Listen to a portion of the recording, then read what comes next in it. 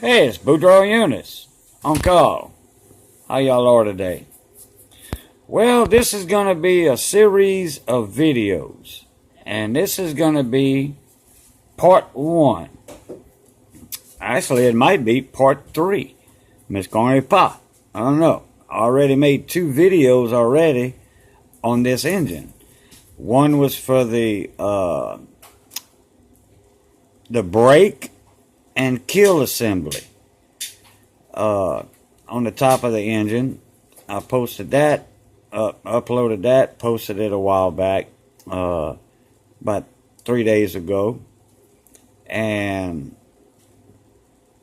well, I shouldn't say 3 days ago. It's going to be longer than that now since I'm doing this one, and this one ain't going to be uploaded for some time, another 3 or 4 days. I don't want my videos back to back. People might get tired of them. Anyway, then my second video on it, on the engine, was the governor replacement. The governor was good in this engine. I was just making that video before I tore the engine apart all the way down. I didn't tear it all the way down. I will spec out the engine though. I will spec the cylinder, you know, make sure it's right, which this engine was made in 2012, October 2012. But by the time a customer bought it, the engine was made at the Briggs factory October 12, and by the time it got on a lawnmower frame and then sold to a customer, it was probably summer of 13, you know, if not 14. Don't know how long it stayed in a warehouse. Alright, well, here's the piston on this engine. The reason I'm overhauling this and making this video series is the rings were stuck. And like I mentioned before, it's not an old engine. Well, look at this. Alright, now my good friend, best friend, Johnny Bass was over here today, and he got the top ring unstuck. That's how all the rings are supposed to be, all the way around. Well, this right here is not, as you can see. This part down here is not even loose.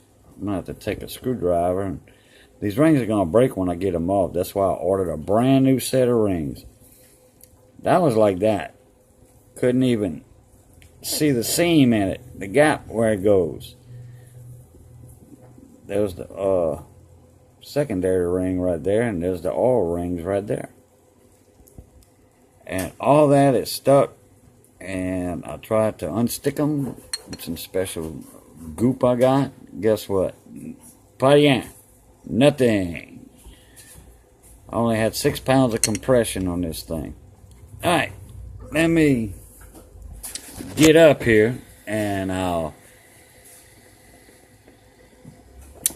show y'all the block.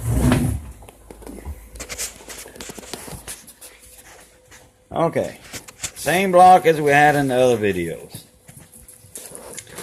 Alright, that's where the camshaft goes down there. There's the governor paddle. There's the crankshaft. The valve tappets are out. I marked them top and bottom, which it doesn't matter anyway, but I like to do that. Like I said, it doesn't matter because I'm going to be relapping the valves. Lapping them. Not relapping, lapping. There's that little magnet on a stick I was talking about earlier. It's a telescopic magnet. Y'all can go buy these at AutoZone, O'Reilly's, whatever. If you ever have a problem with something breaking in your engine, look, just go ahead and do that. Get the broken pieces out. See how that sticks right there?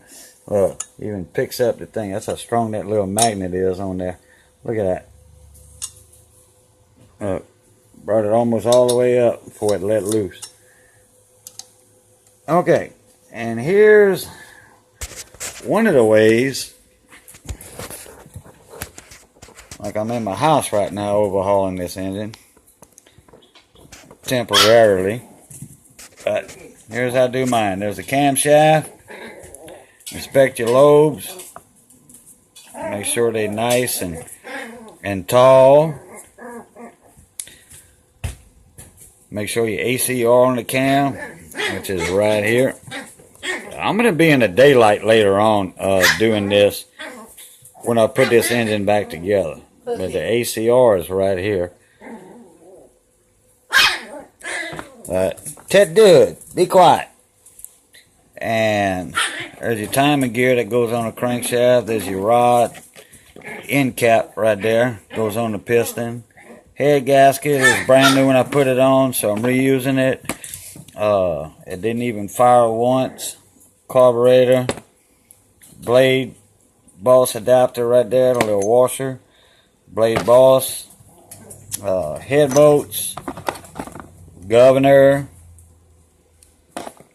And the head's right there on the side. So, but anyway, that's how I arrange all my parts. Actually, on a workbench, I would have a towel. And, yeah. Ted Dude, there, now. Go, got you on video. Gonna make you world famous there, Ted Dude. So anyway, I would have a towel on a workbench. You know, a cheap bath towel from Walmart or the dollar store. And then lay all these out. Get all that wire brush, wire wheel, wire brush, all them bolts. Make them look new. The head too, which the head is nice and clean, as you can see. I did some machine work on that. Clean all this off. Maybe if y'all got a bead blaster or access to a bead blaster, yeah, that'd work on the outside. Never put nothing on the inside. Don't bead blast, sand blast, machine surfaces like right here.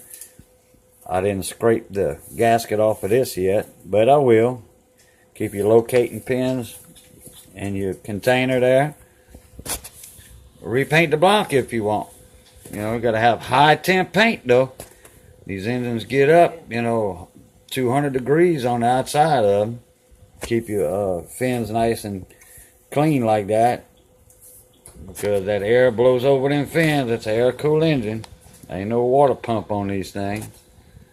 So, but like I said, I'm going to spec the engine out. I'm not going to take the crank out. Doesn't need it. It's not that old. I don't have to inspect cam bushings, which I will. And I'm going to lap the valves on these things, like I said. And that's it. All right. This is part one of the overhaul series on the Briggs 12 series engine, which is a 6.75 easy start. All right. We'll catch y'all Plutot.